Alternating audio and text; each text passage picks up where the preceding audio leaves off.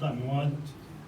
ਹੁਣੇ ਅਸੀਂ ਸਰਦਾਰ ਭਗਤ ਸਿੰਘ ਹੋਰਾਂ ਦੀ ਜੋ ਫਿਲਮ ਦੇਖੀ ਤੋਂ ਭਾਵੇਂ ਕਿ ਅੱਜ ਦਾ ਜਿਹੜਾ ਵਿਸ਼ਾ ਅਸੀਂ ਤਾਂ ਪੰਜਾਬ ਦਾ ਵਿਦਿਅਕ ਸੰਕਟ, ਪਰ ਮੈਂ ਇਹਦੇ ਬਾਰੇ ਵਿੱਚ ਇੱਕ ਲੇਖ ਵੀ ਲਿਖਿਆ ਹੁਣੇ ਹੈ ਤੋਂ ਦੇਸ਼ ਸੇਵਕ ਵਿੱਚ ਮੇਰਾ ਐਤਵਾਰ ਛਪਦਾ ਹੁੰਦਾ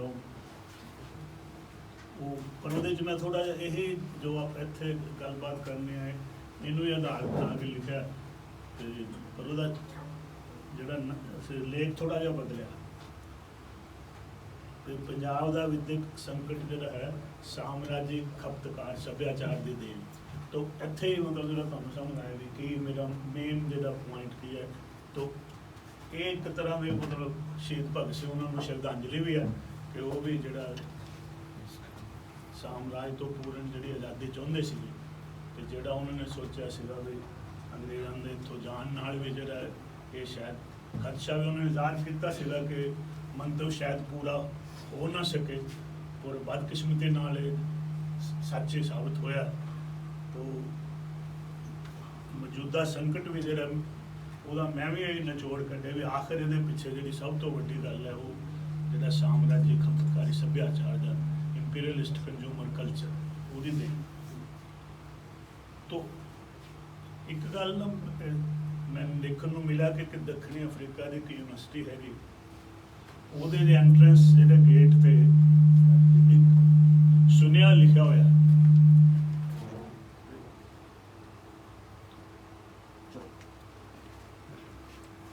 ਉਹ ਸੁਣ ਰਹੇ ਮੈਂ ਬਹੁਤ ਸਾਰੇ ਮੈਨੂੰ ਬੜਾ ਅੱਛਾ ਲੱਗਿਆ। ਮੈਂ ਬੜੇ ਕਈ ਵਿਦਵਾਨਾਂ ਨੂੰ ਕਈ ਮਿੱਤਰਾਂ ਨੂੰ ਭੇਜਿਆ ਅਤੇ ਉਹਦੇ 'ਚ ਉਹ ਕੀ ਲਿਖਦੇ ਹੈ ਕਿ ਜੇ ਕਿਸੇ ਕੌਮ ਨੂੰ ਤਬਾਹ ਕਰਨਾ ਹੋਵੇ ਤਾਂ ਸਾਨੂੰ ਐਟਮ ਬੰਬਾਂ ਦੀ ਜਾਂ ਲੌਂਗ ਰੇਂਜ ਮਿਸਾਈਲ ਦੀ ਜ਼ਰੂਰਤ ਨਹੀਂ।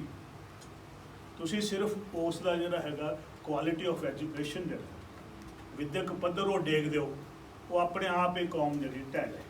ਅਤੇ ਉਹਨਾਂ ਨੇ ਕਿਹਾ ਵੀ ਇਹੋ ਜਿਹੇ ਸਿਸਟਮ 'ਚੋਂ ਜਿਹੜੇ ਡਾਕਟਰ ਬਣਨਗੇ ਉਹ ਮਰੀਜ਼ਾਂ ਨੂੰ ਮਾਰਨਗੇ, ਜਿਹੜੇ ਇੰਜੀਨੀਅਰ ਬਣਨਗੇ ਉਹਨਾਂ ਦੀਆਂ ਬਣਾਈਆਂ ਹੋਈਆਂ ਇਮਾਰਤਾਂ ਢਹਿ ਜਾਣਗੀਆਂ, ਜਿਹੜੇ ਇਕੋਨੋਮਿਸਟ ਜਾਂ ਆਰਥਿਕ ਮਾਰ ਜਾਂ ਅਕਾਊਂਟੈਂਟ ਹੋਣਗੇ ਜਿਹੜੀਆਂ ਉਹ ਨੀਤੀਆਂ ਬਣਾਉਣਗੇ ਉਹ ਸਾਰੀਆਂ ਜਿਹੜਾ ਵੱਡੇ ਘਾਟੇ ਦਾ ਕਾਰਨ ਬਣਨਗੀਆਂ। ਅਤੇ ਜਿਹੜੇ ਰਾਜਨੀਤਿਕ ਨੇਤਾ ਹੋਣਗੇ ਉਹ ਮਤਲਬ ਪੂਰੀ ਤਰ੍ਹਾਂ ਮਨੁੱਖਤਾ ਦਾ ਘਾਣ ਕਰਨਗੇ।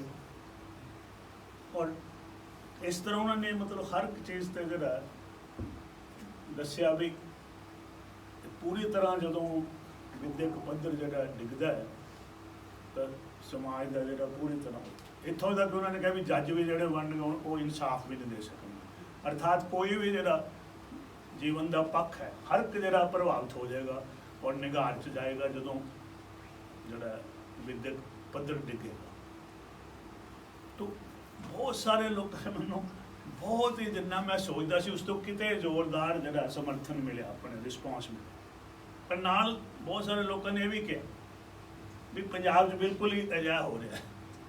ਤਾਂ ਇਹ ਦੁੱਖ ਦੀ ਵੀ ਗੱਲ ਸੀ। ਇੱਕ ਚੀਜ਼ ਜ਼ਾਹਰ ਹੈ ਕਿ ਜਦੋਂ ਤੋਂ ਜਿਹੜੀ ਇਹ ਮਾਡਰਨ ਏਜ ਸ਼ੁਰੂ ਹੋਈ ਹੈ ਆਧੁਨਿਕ ਯੁੱਗ ਜਿਹੜਾ, ਤਾਂ ਆਪਾਂ ਕਹਿੰਦੇ ਕਿ ਇਹ ਜਿਹੜਾ ਏਜ ਆਫ ਐਨਲਾਈਟਨਮੈਂਟ ਵੀ ਕਹਿੰਦੇ, ਗਿਆਨ ਦਾ ਯੁੱਗ।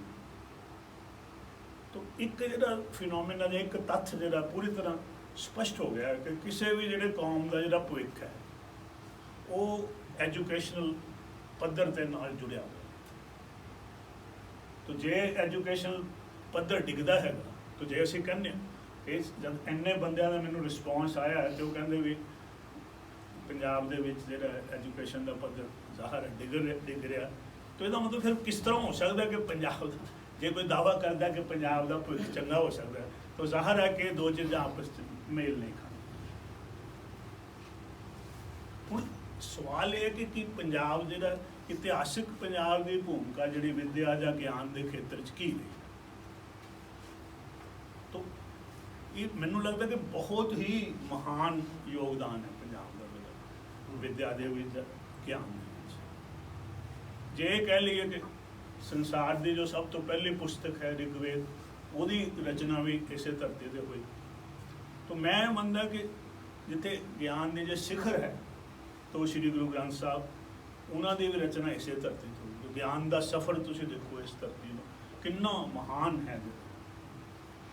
फिर जे आप देखिए कि भी संसार की जो पहली यूनिवर्सिटी है तक्षशिला जी इसे धरती से स्थापित हुई, तो हुण उस यूनिवर्सिटी दे विच की पद्धर सीगा, उहदियां की प्राप्तियां सी, उहदी मैं सिर्फ इक्को ही एग्जाम्पल देना चाहना कि शायद तुसीं ना सुनिया होवे कि पानी उत्थे प्रोफैसर सी तक्षशिला जी। अष्टधाई तो उन्होंने की प्राप्ति वो व्याकरण उन्होंने विषय सी, लेकिन उन्होंने व्याकरण नूं वेदांग दे दर्जा दिवाता। हुण वेदांग का की मतलब वेदां दा अंग, जदों कोई इस हद तक ज्ञान जिहड़ा विकसित हो जाए तो उन्होंने वेदां दा अंग मन्निया जाता सी। तो व्याकरण नूं पाणिनि ने वेदांग बना।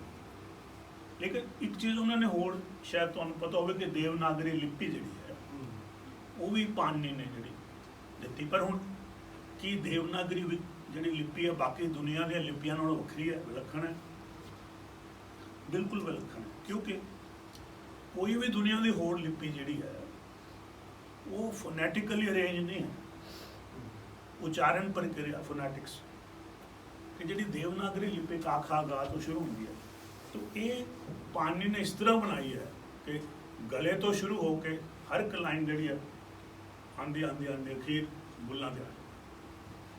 हुण देखो अज साडे कोल टैक्नोलॉजी है कि असीं देख सकते हैं कि किहड़ा अखर कित्थों उच्चारिया। उस वेले तो MRI जिहड़े स्कैन जां इदां दी टैक्नोलॉजी नहीं सी, पर उन्होंने बकायदा हर अखर का पता सी कि ये इत्थों उच्चारिया जा रहा है, ये तलुए तो उच्चारिया जा रहा है, दंदां तो उच्चारिया जा रहा है, जीभ तो उच्चारिया जा रहा है। तो उन्होंने महानता ज़ाहिर है कि पंजाब की विद्या खेत्र में महानता जी है वो अपने आप से तुहाडे सामने स्पष्ट होती गई है। फिर जिहड़ा जिन्ना चिर असीं गुलाम नहीं होए उन्ना चिर ये जिहड़ा जारी रही है साडी जिहड़ी ज्ञान का विकास। तो असल जिहड़ी पंजाब की जिहड़ी गुलामी ये ब्रिटिश बस्तीवाद के हथों जी 1849 आप कहने उदों शुरू हुई। तो पर उस तो पहला की पंजाब च आपां हुण एजुकेशन की गल भी एजुकेशन की की स्टेटस सी, विद्या की की स्थिति सी पंजाब च अंग्रेज़ों के आने तो पहले। तो 1830 लगभग 100% 100% लिटरेसी रेट से साखरता दर 100% तकरीबन नेड़े से। पर हुण तुहानूं इसकी इंपॉर्टेंस समझण लई कि किड्डी वड्डी अचीवमेंट है दुनिया च जी पंजाब की ज्ञान दे या विद्या के खेत्र च। हुण अज उस वेले दी सब तो वड्डी ताकत है इंग्लैंड जिहड़ी उहदी हुण स्थिति की है जदों पंजाब दे विच 100% लिटरेसी रेट है। तो इंग्लैंड का कोई पढ़िया लिखा बंदा ही नहीं सिवाय रॉयल फैमिली का कुछ 94 बंदे, पढ़ाई है ही नहीं सी। 1870 दे विच लिटरेसी एक्ट बनता है इंग्लैंड दे विच कि जिहदे च कहा जाता भी लोगों को पढ़ाना भी चाहिए। 1870 ते 1830 दे विच पंजाब जिहड़ा 100% लिटरेट है। तो ये जिहड़ी तुहानूं फर्क समझ आउंदा है कि पंजाब की की स्थिति सी। तो हुण जिहड़ी अंग्रेज़ों की जिहड़ी नीति कि पंजाब नूं असीं इलिटरेट तो इलिटरेट बना अनपढ़ बना, ये कोई एक्सीडेंट नहीं है, हादसा नहीं है, इतफाक नहीं है, एक सोचे समझे विरोधमंद मतलब नीति से अंग्रेज़ों की कि किसी ना किसी तरह इन्हां तो एजुकेशन जिहड़ी खोनी है। और एक बकायदा एक अफसर की ड्यूटी लाई गई कि तुसीं पंजाब नूं अनपढ़ बनाना। तो उन्होंने 50 साल दिते गए पर उन्हें 38 साल के लगभग विच अपना काम करता। तो महाराजा रणजीत सिंह वेले अगर कोई गुरुद्वारा बनता सीगा, कोई मंदिर बनता सीगा, कोई मस्जिद बनता सी, तो तां ही बनाया जा सकता कि जे उहदे नाल स्कूल अटैचड है, स्कूल का होना लाजमी सी। इत्थों ही तुहानूं पता लगता है कि स्टेट जिहड़ी है किन्नी एजुकेशन नूं प्रमोट कर। और फिर कायदे जिहड़े मुफ्त वंडे जाते सी। हुण तुसीं कहो ये किहड़ी वड्डी गल है। हुण तुहाडी जानकारी जदों बाद दे विच अंग्रेज़ां ने कहा कि पंजाब नूं जदों असीं बर्बाद करना तो उहदे च दो चीज़ां उन्होंने कहा भी लोगों को वापस लो, एक हथियार ते एक कायदे। लेकिन हुण इत्थे भी ਮਤਲਬ ਕਾਇਦੇ ਦੀ ਇੰਪੋਰਟੈਂਸ ਤੁਹਾਨੂੰ ਪਤਾ ਲੱਗੇ ਕਿ ਜਦੋਂ ਜੇ ਤੁਸੀਂ ਆਪਣੀ ਬੰਦੂਕ ਵਾਪਸ ਕਰਦੇ ਸੀ, ਆਪਣਾ ਹਥਿਆਰ ਵਾਪਸ ਕਰਾਉਂਦੇ ਸੀ, ਤਾਂ ਸਰਕਾਰ ਤੁਹਾਨੂੰ 3 ਆਨੇ ਦਿੰਦੀ ਸੀ ਉਹਦੇ, ਲੇਕਿਨ ਜੇ ਕਾਇਦਾ ਵਾਪਸ ਕਰਾਉਂਦੇ ਸੀ ਤਾਂ 6 ਆਨੇ ਮਿਲਦੇ ਸੀ। ਹੁਣ ਆਪਾਂ ਤਾਂ ਇਸ ਵੇਲੇ ਕੋਈ 3 ਆਨੇ 6 ਆਨੇ ਐਡੀ ਵੱਡੀ ਕੀ ਰਕਮ ਨਹੀਂ। ਅਗਰ ਉਸ ਵੇਲੇ ਤੁਸੀਂ ਜਾਓ ਤਾਂ ਉਹਦੀ ਜਿਹੜੀ ਪਰਚੇਜ਼ਿੰਗ ਪਾਵਰ ਹੈ ਅੱਜ ਦੇ ਸ਼ਾਇਦ 6 ਆਨੇ ਦੀ 6 ਲੱਖ ਦੇ ਤੋਂ ਵੀ ਜ਼ਿਆਦਾ, ਕਿਉਂਕਿ ਮੈਂ ਇੱਥੇ ਇੱਕ ਸਾਡੇ ਗੰਡਾ ਕਿਹੜੀ ਨਾਲ ਹੀ ਪਿੰਡ ਇੱਥੋਂ ਦੇ ਬਜ਼ੁਰਗ ਨੇ ਇੱਕ ਨਾਲ ਗੱਲ ਕੀਤੀ, ਉਹਨਾਂ ਨੇ ਮੈਨੂੰ ਦੱਸਿਆ ਕਿ ਉਹਨਾਂ ਇੱਕ ਜਦੋਂ ਬਚਪਨ ਦੇ ਵਿੱਚ ਉਹਨਾਂ ਇੱਕ ਮੇਲੇ 'ਚ ਗਏ ਤੇ ਉਹਨਾਂ ਦੇ ਮਾਂ ਪਿਓ ਉਹਨਾਂ ਨੂੰ ਇੱਕ ਧੇਲਾ ਜਿਹੜਾ ਅੱਧਾ ਪੈਸਾ ਹੁੰਦਾ ਖਰਚਣ ਨੂੰ ਦਿੱਤਾ, ਤੇ ਉਹ ਕਹਿੰਦੇ ਮੈਂ ਰੱਜ ਕੇ ਖਾਧਾ ਫਿਰ ਵੀ ਮੇਰੀ 1 ਪਾਈ ਬਚ ਗਈ। ਤਾਂ ਇਹ ਜਿਹੜੀ ਚੀਜ਼ ਹੈ ਪਰਚੇਜ਼ਿੰਗ ਪਾਵਰ ਦਾ ਸਾਨੂੰ ਜਿਹੜਾ ਪਤਾ ਹੋਣਾ ਚਾਹੀਦਾ ਵੀ ਜਦੋਂ ਅਸੀਂ ਇੱਦਾਂ ਹੀ ਅਸੀਂ ਗੁਰੂ ਨਾਨਕ ਦੇਵ 20 ਰੁਪਏ ਦਾ ਲੇਕਿਨ ਉਹ 20 ਰੁਪਏ ਜਿਹੜੀ ਬੜੀ ਵੱਡੀ ਉਸ ਵੇਲੇ ਦੀ ਰਕਮ ਸੀ। ਤਾਂ ਖੈਰ तो 6 आने ਜਿਹੜੇ ਹੈ ਮਿਲਦੇ ਸੀ। तो ਜ਼ਾਹਰ ਹੈ ਕਿ ਅੰਗਰੇਜ਼ਾਂ ਨੇ ਸਾਨੂੰ ਮਤਲਬ ਅਨਪੜ੍ਹ ਬਣਾਇਆ ਕਿ ਜਿੱਥੇ 100% ਦੀ ਲਿਟਰੇਸੀ ਸੀ ਲਗਭਗ ਜ਼ੀਰੋ ਤੇ ਆ ਗਈ 38 ਸਾਲ ਬਾਅਦ ਹੀ 1888 ਦੇ ਕਰੀਬ। तो ਸਾਨੂੰ ਅਨਪੜ੍ਹ ਬਣਾਉਣ ਦਾ ਜਿਹੜਾ ਸਿਰ ਹੈ ਉਹ ਅੰਗਰੇਜ਼ਾਂ ਨੇ, ਲੇਕਿਨ ਬਸਤੀਵਾਦੀਆਂ ਦੇ ਨਾਲ ਸਾਮਰਾਜਵਾਦੀਆਂ ਨੇ ਇਹ ਆਪਣਾ ਛੱਡਿਆ ਨਹੀਂ। ਉਹਨਾਂ ਦਾ ਨਿਰੰਤਰ ਜਿਹੜਾ ਹੈ ਇਹ ਪੰਜਾਬ ਨੂੰ ਜਿਹੜਾ ਗਿਆਨ ਤੋਂ ਵਿਹੂਣਾ ਕਰਨ ਦਾ ਜਾਂ ਉਜੱਡ ਬਣਾਉਣ ਦੀ ਜਿਹੜੀ ਪ੍ਰਕਿਰਿਆ ਹੈ ਇਹ ਉਹਨਾਂ ਨੇ ਜਾਰੀ ਰੱਖੀ ਹੈ।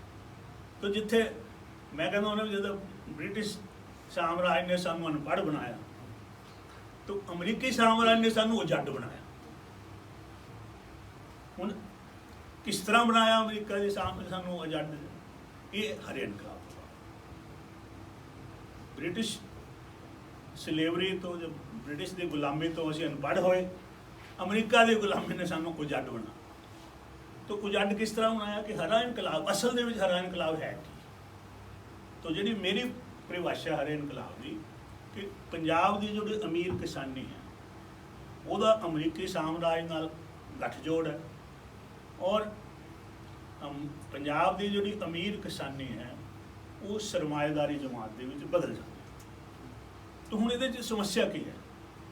ਆਖਿਰ ਸਾਰੀ ਥਾਂ 'ਤੇ ਇੱਦਾਂ ਹੋਇਆ, ਜੇ ਆਪਾਂ ਦੇਖੀਏ ਸਾਰੇ ਲਗਭਗ ਵਿਸ਼ਵ 'ਚ ਹਰ ਥਾਂ 'ਤੇ ਸਰਮਾਏਦਾਰੀ ਦਾ ਵਿਕਾਸ ਹੋਇਆ, ਲੇਕਿਨ ਪੰਜਾਬ ਦੇ ਵਿੱਚ ਇੱਕ ਵਿਲੱਖਣਤਾ ਹੈ ਕਿ ਇੱਕ ਚੀਜ਼ ਹੁੰਦੀ ਹੈ ਜਿਹੜਾ ਨੈਚੁਰਲ ਐਵੋਲੂਸ਼ਨ, ਕੁਦਰਤੀ ਵਿਕਾਸ ਹੁੰਦਾ ਹੈ। ਪੰਜਾਬ ਦੇ ਵਿੱਚ ਅਮੀਰ ਕਿਸਾਨੀ ਦਾ ਜਿਹੜਾ ਕੁਦਰਤੀ ਵਿਕਾਸ ਨਹੀਂ ਹੋਇਆ, ਇਹ ਠੋਸਿਆ ਹੋਇਆ ਬਦਲ ਹੈ। ਇੱਕਦਮ ਅਮੀਰ ਕਿਸਾਨ ਲਓ ਜੀ ਤੁਸੀਂ ਅੱਜ ਤੋਂ ਕੱਲ੍ਹ ਤੋਂ ਤੁਸੀਂ ਸਰਮਾਏਦਾਰ ਜਮਾਤ ਬਣ ਗਏ।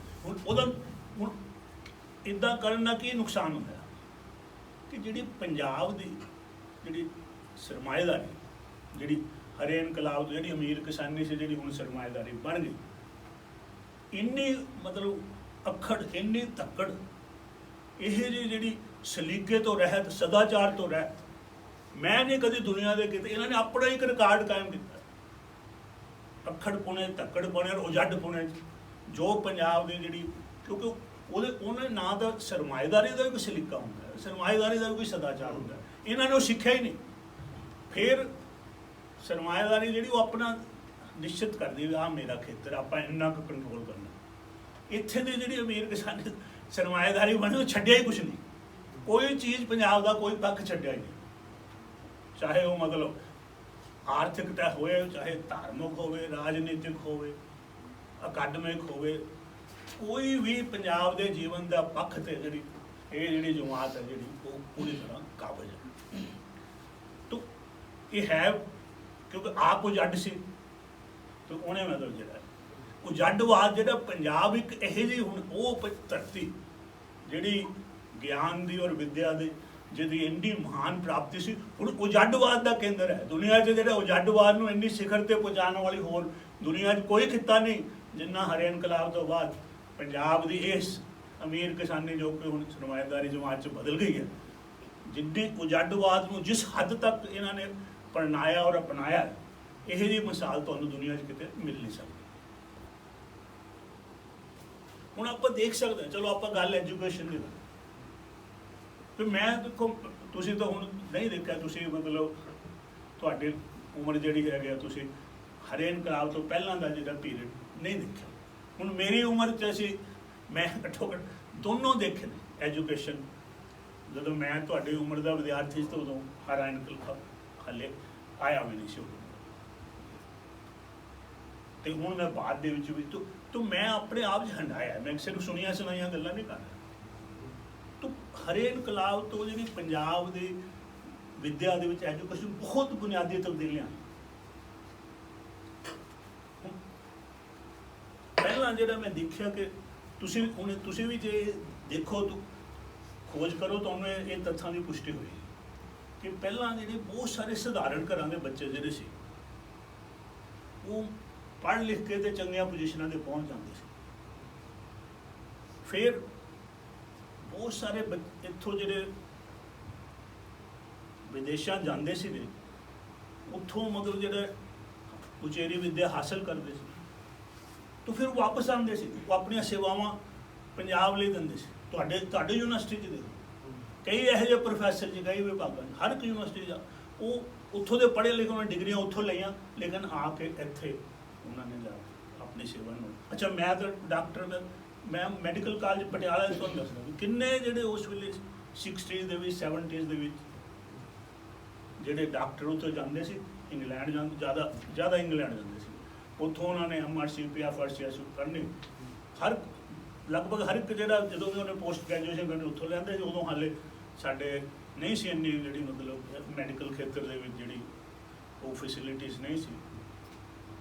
ਔਰ ਸ਼ਾਇਦ ਤੁਸੀਂ ਸੁਣਿਆ ਹੋਵੇ ਵੀ ਇੱਕ ਸਾਡੇ ਮਸ਼ਹੂਰ ਜਿਹੜੇ ਸਾਡੇ ਤਾਂ ਨਹੀਂ ਮਤਲਬ ਚਲੋ ਸਾਡੇ ਹੀ ਆ ਉਹ ਵੀ ਮਹਾਰਾਸ਼ਟਰ ਤੋਂ ਸੀਗੇ ਡਾਕਟਰ ਦਵਾਰਕਾ ਨਾਥ ਕੁਟਨਸ।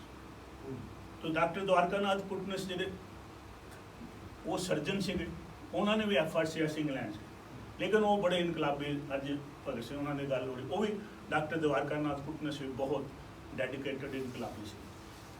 ਤਾਂ ਉੱਥੇ ਜਦੋਂ ਜਾਪਾਨ ਨੇ ਚੀਨ 'ਤੇ ਹਮਲਾ ਕੀਤਾ ਤਾਂ ਉਹਨਾਂ ਨੇ ਕਿਹਾ ਕਿ ਸਾਨੂੰ ਡਾਕਟਰਾਂ ਦੀ ਖਾਸ ਕਰ ਸਰਜਨਾਂ ਦੀ ਲੋੜ ਹੈ ਤੇ ਬਹੁਤ ਲੋਕ ਜ਼ਖਮੀ ਹੁੰਦੇ ਸੀ। ਤਾਂ ਉਹ ਆਪਣੇ ਉਹਨਾਂ ਦੇ ਪਿਤਾ ਜੀ ਇੱਥੇ ਬੰਬਈ 'ਚ ਉਹਨਾਂ ਨੇ ਉਹ ਚੰਗੇ ਉਸ ਵੇਲੇ ਜਿਹੜੇ ਭੇਜ ਸਕਦੇ ਆਪਣੇ ਬੱਚੇ ਨੂੰ ਇੰਗਲੈਂਡ 'ਚ FRCS ਕਰਾਉਣ ਜ਼ਾਹਰ ਹੈ ਕਿ ਉਹ ਚੰਗੇ ਪਰਿਵਾਰ 'ਚੋਂ ਖਾਂਦੇ ਪੀਂਦੇ ਜੋ ਹੋਣਗੇ। ਅਤੇ ਉਹਨਾਂ ਦੇ ਪਿਤਾ ਜੀ ਨੇ ਇੱਥੇ ਬੜਾ ਹਸਪਤਾਲ ਵੀ ਬਣਾਇਆ ਉਹਨਾਂ ਨੇ ਅਤੇ ਉਹ ਉਡੀਕ ਰਹੇ ਸੀ ਕਿ ਵਾਪਸ ਆ ਕੇ ਇੱਥੇ ਪ੍ਰੈਕਟਿਸ ਕਰਨੀ। ਲੇਕਿਨ ਡਾਕਟਰ ਕੁਟਨਸ ਉਹਨਾਂ ਨੇ ਜਦੋਂ ਚਾਈਨਾ ਦੇ ਵਿੱਚ ਉਹਨਾਂ ਨੇ ਕਿਹਾ ਕਿ ਸਾਡੇ ਲੋਕਾਂ ਨੂੰ ਤੁਹਾਡੀ ਲੋੜ ਹੈ ਤਾਂ ਛੱਡ ਕੇ ਇੰਗਲੈਂਡ ਉੱਥੇ ਚਲੇ। ਔਰ ਦਿਨ ਰਾਤ ਉਹਨਾਂ ਨੇ ਇੰਨੀ ਮਤਲਬ ਮਿਹਨਤ ਨਾਲ ਇੰਨੀ ਸ਼ਿੱਦਤ ਦੇ ਨਾਲ ਲੋਕਾਂ ਦੀ ਸੇਵਾ ਕੀਤੀ ਕਿ ਉਹ ਉੱਥੇ ਉਹਨਾਂ ਦੀ ਮੌਤ ਹੋ ਗਈ, ਇੰਨਾ ਐਗਜ਼ਾਸਟ ਹੋ ਗਏ। ਲੇਕਿਨ ਚੀਨ ਦੇ ਲੋਕ ਉਹਨਾਂ ਨੂੰ ਇੰਨਾ ਯਾਦ ਕਰਦੇ ਕਿ ਚੀਨ ਉਹ ਕਹਿੰਦੇ ਕਿ ਡਾਕਟਰ ਕੁਟਨਸ ਨੇ ਚੀਨ ਦੇ ਲੋਕਾਂ ਲਈ ਇੰਨਾ ਮਹਾਨ ਕੰਮ ਕੀਤਾ ਕਿ ਅਸੀਂ ਦੇਣਦਾਰ ਅਸੀਂ ਸਾਡਾ ਸਾਰਾ ਚੀਨ ਉਹਨਾਂ ਦੇ ਨੇਤਾ ਮਾਓ ਜਾਂ ਦੂਸਰੇ ਸਭ ਕਹਿੰਦੇ ਨੇ ਕਿ ਇਹ ਮਹਾਨ ਕੁਰਬਾਨੀ ਇਹ ਵੀ ਕੁਰਬਾਨੀ ਭਗਤ ਸਿੰਘ ਦੀ ਡਾਕਟਰ ਕੁਟਨਸ ਦੀ ਵੀ ਕੁਰਬਾਨੀ ਜਿਹੜਾ ਵੀ ਲੋਕਾਂ ਦੇ ਲਈ ਕੁਝ ਕਰਦਾ ਉਹਦੀ ਕੁਰਬਾਨੀ। ਔਰ ਇੱਕ ਜੇ ਤੁਹਾਨੂੰ ਕਿਤੇ ਮਿਲੇ ਬਹੁਤ ਅੱਛੀ ਫਿਲਮ ਜਿਹੜੀ ਹੈ ਵੀ ਸ਼ਾਂਤਾ ਰਾਮ ਦੀ ਜਿਹੜੀ ਹੈ ਡਾਕਟਰ ਕੁਟਨਸ ਕੀ ਅਮਰ ਕਹਾਣੀ ਉਹਨਾਂ ਦੀ। ਤਾਂ ਕਹਿਣ ਦਾ ਮੇਰਾ ਮਤਲਬ ਸੀਗਾ ਕਿ ਇਹ ਉਦੋਂ ਇੱਦਾਂ ਹੋ ਰਿਹਾ ਸੀਗਾ ਕਿ ਲੋਕ ਪੜ੍ਹਨ ਜਾਂਦੇ ਸੀਗੇ ਵਾਪਸ ਆਏ। ਲੇਕਿਨ ਹਰੇ ਇਨਕਲਾਬ ਤੋਂ ਬਾਅਦ ਕੀ ਹੋਇਆ ਹੌਲੀ ਹੌਲੀ ਕੀ ਹੋਇਆ ਕਿ ਵਿੱਦਿਆ ਪ੍ਰਤੀ ਜੋ ਸਤਿਕਾਰ ਸੀਗਾ ਜੋ ਸੰਜੀਦਗੀ ਸੀਗੀ ਉਹ ਸਾਰੀ ਖਤਮ ਹੋ ਗਈ। ਔਰ ਮੈਂ ਕਹਿੰਦਾ ਹੁੰਦਾ ਕਿ ਅਸੀਂ ਜਦੋਂ ਕੋਈ ਪੰਜਾਬ ਦੀ ਗੱਲ ਕਰ ਪੰਜਾਬ 'ਚ ਇਹਨੂੰ ਅਸੀਂ ਕਹਿੰਦੇ ਕਾਕਾਵਾਦ ਮਤਲਬ ਜਿਹੜੇ ਅਮੀਰ ਕਿਸਾਨਾਂ ਦੇ ਬੱਚੇ ਸੀ ਨਾ ਉਹ ਫਿਰ ਹਰੇ ਇਨਕਲਾਬ ਤੋਂ ਬਾਅਦ ਉਹ ਫਿਰ ਕਾਲਜਾਂ ਯੂਨੀਵਰਸਿਟੀ ਪੜ੍ਹਨ ਨਹੀਂ ਆਉਂਦੇ ਸੀ ਜਾਂ ਐਸ਼ ਕਰਨ ਆਉਂਦੇ ਜਾਂ ਕੁੜੀਆਂ ਛੇੜਨ ਆਉਂਦੇ ਸੀ। ਤਾਂ ਇਹ ਹੈ ਕਾਕਾਵਾਦ ਦਾ ਫਿਨੋਮੇਨਾ। ਇਹ ਦੱਸਦਾ ਤੁਹਾਨੂੰ ਵੀ ਇੱਕ ਜਿਸ ਧਰਤੀ 'ਤੇ ਵਿੱਦਿਆ ਦਾ ਇੰਨਾ ਸਤਿਕਾਰ ਔਰ ਵਿੱਦਿਆ ਨੂੰ ਇੰਨੀ ਸੰਜੀਦਗੀ ਨਾਲ ਲਿਆ ਜਾਂਦਾ ਉਹਦਾ ਉਜੜਵਾਦੀਆਂ ਨੇ ਕੀ ਹਸ਼ਰ ਕੀਤਾ। ਉਹ ਦੂਸਰੀ ਜਿਹੜੀ ਗੱਲ ਹੋਈ ਕਿ ਜਿਹੜੇ ਲੋਕ ਫਿਰ ਬਾਹਰ ਜਾਣ ਲੱਗ ਗਏ ਪੜ੍ਹਨ ਲਈ ਉਹ ਕਦੇ ਮੁੜ ਕੇ ਨਹੀਂ ਆਉਂਦੇ ਸੀ ਉੱਥੇ ਹੀ ਉਦੋਂ ਵਿਦੇਸ਼ੀ ਸੈਟਲ ਹੋ। ਕਿਉਂਕਿ ਹੋਇਆ ਕਿ ਜਿੱਦਾਂ ਅਸੀਂ ਇਹ ਦੇਖਿਆ ਭਗਤ ਸਿੰਘ ਵਰਗੇ ਉਹਨਾਂ ਨੂੰ ਆਪਣੀ ਧਰਤੀ ਨਾਲ ਆਪਣੇ ਲੋਕਾਂ ਨਾਲ ਪਿਆਰ ਸੀ। ਲੇਕਿਨ ਹੁਣ ਦੀ ਜਿਹੜੀ ਉਜੜਵਾਦ ਨੇ ਜਿਹੜੀ ਜਨਰੇਸ਼ਨ ਪੈਦਾ ਕੀਤੀ ਉਹਦੇ 'ਚ ਇਹ ਚੀਜ਼ਾਂ ਇਹ ਉਹਨਾਂ ਦੇ ਜੀਵਨ ਦਾ ਹਿੱਸਾ, ਪੂਰੀ ਤਰ੍ਹਾਂ ਨਿੱਜਵਾਦੀ ਜਿਹੜੇ ਸੀ ਲੋਕ ਸੀ। ਤੋ ਇਹ ਇਸ ਕਰਕੇ ਫਿਰ ਉਹਨਾਂ ਨੂੰ ਕੋਈ ਹੈ ਹੀ ਨਹੀਂ ਸੀ ਵੀ ਅਸੀਂ ਜਿਸ ਧਰਤੀ ਨੇ ਸਾਨੂੰ ਪੈਦਾ ਕੀਤਾ, ਜਿਨ੍ਹਾਂ ਲੋਕਾਂ ਨੇ ਸਾਨੂੰ ਇੱਥੇ ਪਹੁੰਚਾਇਆ, ਅਸੀਂ ਸਾਡੀ ਉਹਨਾਂ ਪ੍ਰਤੀ ਵੀ ਕੋਈ ਜ਼ਿੰਮੇਵਾਰੀ ਹੈ, ਇਹ ਅਹਿਸਾਸ ਤੋਂ ਉਹ ਬਹੁਤ ਦੂਰ। ਤੋ ਇਹ ਵੀ ਜਿਹੜਾ ਹਰੇ ਇਨਕਲਾਬ ਦੀ ਦੇਣ। ਤੇ ਫਿਰ ਤੁਸੀਂ ਦੇਖਿਆ ਕਿ ਹਰੇ ਇਨਕਲਾਬ ਤੋਂ ਬਾਅਦ ਜਿਹੜਾ ਹੈ ਵਿਦਿਆ ਦੇ ਵਿੱਚ ਪ੍ਰਾਈਵੇਟਾਈਜੇਸ਼ਨ ਦਾ ਜਿਹੜਾ ਟ੍ਰੈਂਡ, ਜਿਹੜਾ ਨਿੱਜੀਕਰਨ ਦਾ ਜਿਹੜਾ, ਉਹ ਭਾਰੂ ਹੋਣਾ ਸ਼ੁਰੂ ਹੋਇਆ। ਔਰ ਉਹ ਵੀ ਉਸੇ ਦਾ ਹੀ ਹੈ ਕਿ ਜਿਹੜਾ ਸਤਿਕਾਰ ਦੇ ਥਾਂ ਸਿਰਫ ਜਿਹੜਾ ਇਸ ਨੂੰ ਇੱਕ ਪੈਸਾ ਕਮਾਉਣ ਦਾ ਹੈਗਾ ਸਾਧਨ ਹੈ, ਉਹ ਜਿਹੜੀ ਅਪਰੋਚ ਹੈ ਉਹ ਜਿਹੜੀ ਭਾਰੂ ਹੋ ਗਈ। ਹੁਣ ਇਹ ਤਾਂ ਹੈ ਜਿਹੜਾ ਹਰੇ ਇਨਕਲਾਬ ਦੀ ਸਿੱਧੀ ਤੇ। ਹੁਣ ਅਗਲਾ ਜਿਹੜਾ ਹਰੇ ਇਨਕਲਾਬ ਹੈ ਉਹ ਹੈ ਕਿ ਹਰੇ ਇਨਕਲਾਬ ਨੇ ਪੰਜਾਬ ਤੋਂ ਹੋ ਰਹੇ ਪ੍ਰਵਾਸ ਦੇ ਵਿੱਚ ਵੀ ਜਿਹੜੀ ਹੈ ਉਹ ਗੁਣਾਤਮਕ ਜਾਂ ਸਿਫਤੀ ਜਾਂ ਕੁਆਲਿਟੇਟਿਵ ਚੇਂਜ ਲਿਆਂਦੀ। ਹਰੇ ਇਨਕਲਾਬ ਤੋਂ ਪਹਿਲਾਂ ਵੀ ਪ੍ਰਵਾਸ ਤਾਂ ਹੋ ਰਿਹਾ ਸੀ ਪੰਜਾਬ ਦੇ ਵਿੱਚ। ਪੰਜਾਬ ਕਿਉਂਕਿ ਹਰਾ ਇਨਕਲਾਬ ਤਾਂ 1960 ਦੇ 60ਵੇਂ ਦੇ ਦਹਾਕੇ 'ਚ ਆਇਆ, ਲੇਕਿਨ ਪ੍ਰਵਾਸ ਤਾਂ ਸ਼ੁਰੂ ਹੋ ਗਿਆ ਹੈਗਾ ਮਤਲਬ ਸਦੀ ਦੇ 20ਵੀਂ ਸਦੀ ਦੇ ਸ਼ੁਰੂ 'ਚ 1900 ਦੇ ਕਰੀਬ ਹੀ ਸ਼ੁਰੂ ਹੋ ਗਿਆ ਸੀਗਾ ਦੁਆਬਾ ਖੇਤਰ ਦੇ ਵਿੱਚ ਜਿਹੜਾ ਹੈਗਾ ਸਭ ਤੋਂ ਪਹਿਲਾਂ। ਕਿਉਂਕਿ ਉਹ ਜਿਹੜਾ ਪ੍ਰਵਾਸ ਸੀ ਉਹ ਵੱਖਰੇ ਢੰਗ ਦਾ ਪ੍ਰਵਾਸ ਸੀ। ਉਹ ਮੈਂ ਉਹਨੂੰ ਕੁਦਰਤੀ ਪ੍ਰਵਾਸ, ਕਿਉਂਕਿ ਉਹਦਾ ਮੁੱਖ ਕਾਰਨ ਇਹ ਸੀਗਾ ਕਿ ਦੁਆਬੇ ਦੇ ਵਿੱਚ ਵਸੋਂ ਪੰਜਾਬ ਸਭ ਤੋਂ ਸੰਘਣੀ ਸੀਗੀ, ਤੋ ਇਸ ਕਰਕੇ ਜ਼ਮੀਨ ਦੀ ਮਲਕੀਅਤ ਸਭ ਤੋਂ ਪਹਿਲਾਂ ਉੱਥੇ ਘੱਟ ਗਈ। ਔਰ ਜ਼ਮੀਨ ਦੇ ਨਾਲ ਜਿਹੜਾ ਹੈ ਲੋਕਾਂ ਦਾ ਖੇਤੀਬਾੜੀ ਦਾ ਗੁਜ਼ਾਰਾ ਨਹੀਂ ਹੋ ਰਿਹਾ ਸੀ, ਤਾਂ ਉਹਨਾਂ ਨੂੰ ਬਾਹਰ ਜਾਣਾ ਪਿਆ ਇਸ ਮਜਬੂਰੀ ਖਾਤਰ ਕਿਤੋਂ ਜਾ ਕੇ ਕਮਾਓ ਤੇ ਪੈਸੇ ਕਮਾ ਕੇ ਲਿਆਓ। ਪਰ ਹੁਣ ਦੇਖੋ ਤੁਸੀਂ, ਇਹ ਜਿਹੜੇ ਲੋਕ ਗਏ ਇਹ ਕਦੇ ਵੀ ਆਪਣੀ ਧਰਤੀ ਤੋਂ ਨਹੀਂ ਟੁੱਟੇ, ਆਪਣੇ ਪਰਿਵਾਰਾਂ ਨਾਲੋਂ ਨਹੀਂ ਟੁੱਟੇ, ਆਪਣੇ ਸਮਾਜ ਨਾਲੋਂ ਨਹੀਂ ਟੁੱਟੇ। ਇਹ ਲੋਕ ਗਏ, ਪੈਸਾ ਇਹਨਾਂ ਨੇ ਉੱਥੇ ਕਮਾਇਆ, ਲੇਕਿਨ ਪੈਸਾ ਜਿਹੜਾ ਵਾਪਸ ਲੈ ਕੇ ਆਪਣੇ ਦੇਸ਼ ਆਪਣੇ ਇਲਾਕੇ 'ਚ ਜਾਏ, ਆਪਣੇ ਪਰਿਵਾਰ ਦਾ ਕੋਈ ਸਵਾਰਿਆ, ਆਪਣੇ ਇਲਾਕੇ ਦਾ ਕੋਈ ਸਵਾਰਿਆ।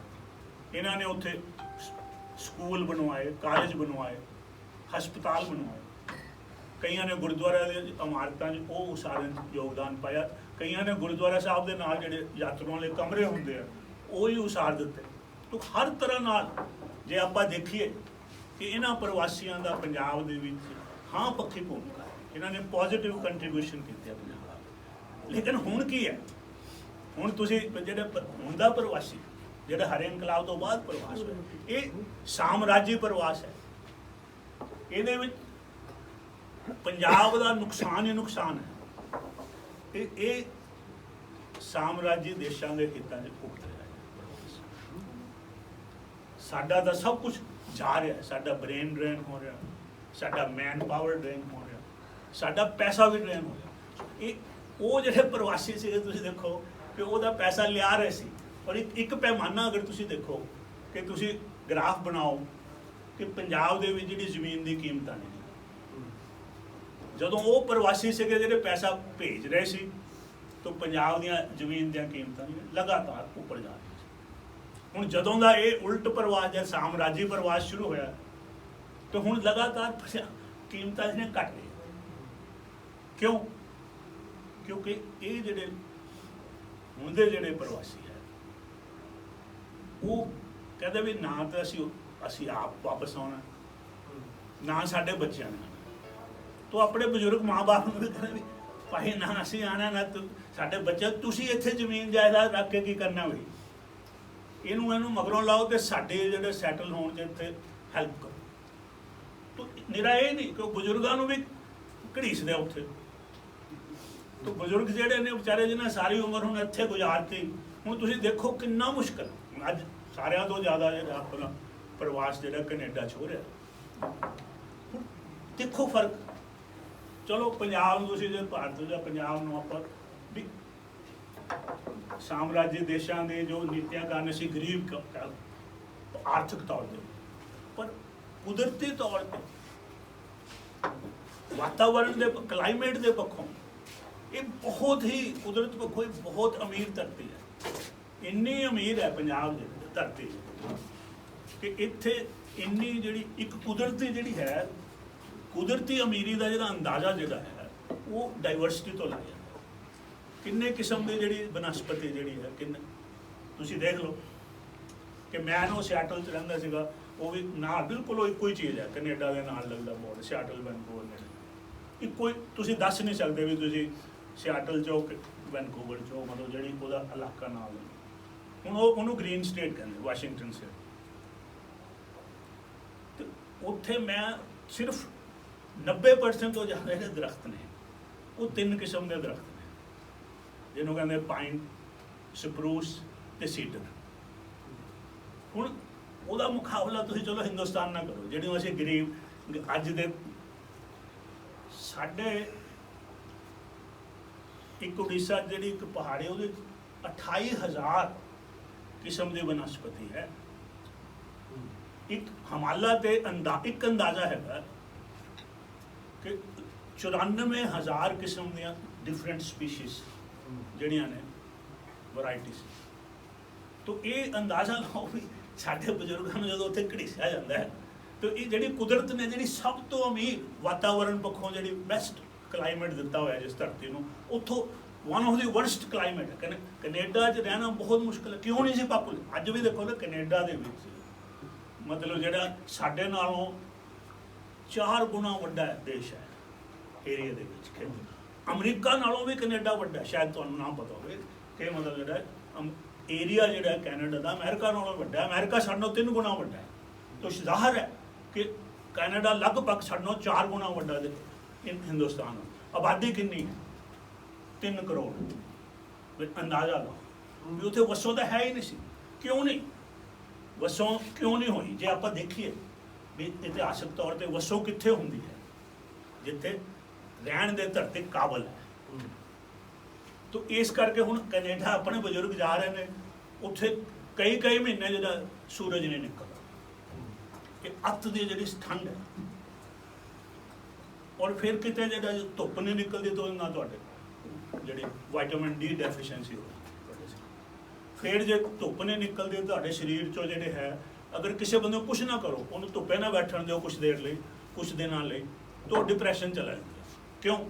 ਕਿਉਂਕਿ ਜਿਹੜੇ ਧੁੱਪ ਦੇ ਨਾਲ ਸਾਡੇ ਐਂਡੋਰਫਿਨ ਜਿਹੜੇ ਨੇ ਹਾਰਮੋਨ ਉਹ ਨਿਕਲਦੇ, ਜਿਹੜੇ ਤੁਹਾਡਾ ਮੂਡ ਠੀਕ ਰੱਖਦੇ। ਤੁਹਾਨੂੰ ਹੈਰਾਨੀ ਹੋਏਗੀ। ਹੁਣ ਇਹ ਗੱਲਾਂ ਅਸੀਂ ਛੁਪਾ ਰਹੇ ਹਾਂ ਕਿਉਂਕਿ ਜ਼ਾਹਰ ਹੈ ਕਿ ਅੱਜ ਅਸੀਂ ਕੈਨੇਡਾ ਬਾਰੇ ਸਭ ਕੁਝ ਚੰਗਾ ਦੱਸਣਾ, ਪੰਜਾਬ ਬਾਰੇ ਸਭ ਕੁਝ ਮਾੜਾ ਦੱਸਣਾ। ਕੋਈ ਮੈਂ ਫਿਰ ਵੀ ਜ਼ਿਕਰ ਵੀ ਕਿਉਂ ਇੱਦਾਂ ਹੋ ਰਿਹਾ, ਇਹਦੇ ਪਿੱਛੇ ਬਕਾਇਦਾ ਜਿਹੜਾ ਇੱਕ ਕਾਰਨ ਹੈ, ਜਿਹਦੇ 'ਤੇ ਇੱਕ ਵੱਡਾ ਕਾਰਨ ਆਪਾਂ ਦੇਖਦੇ ਹਾਂ ਕਿ ਜਿਹੜਾ ਆਈਲੈਟਸ ਦੇ ਆਖਰ 12,000 ਤੋਂ ਵੱਧ ਆਪਾਂ ਸੈਂਟਰ ਵਿੱਚ ਲਾਣੇ। ਤਾਂ ਜੇ ਆਪਾਂ ਇੱਦਾਂ ਦੀਆਂ ਗੱਲਾਂ ਕਰਨ ਲੱਗ ਗਏ ਤਾਂ ਸਾਡਾ ਧੰਦਾ ਬੰਦ ਹੋ ਜਾਏਗਾ।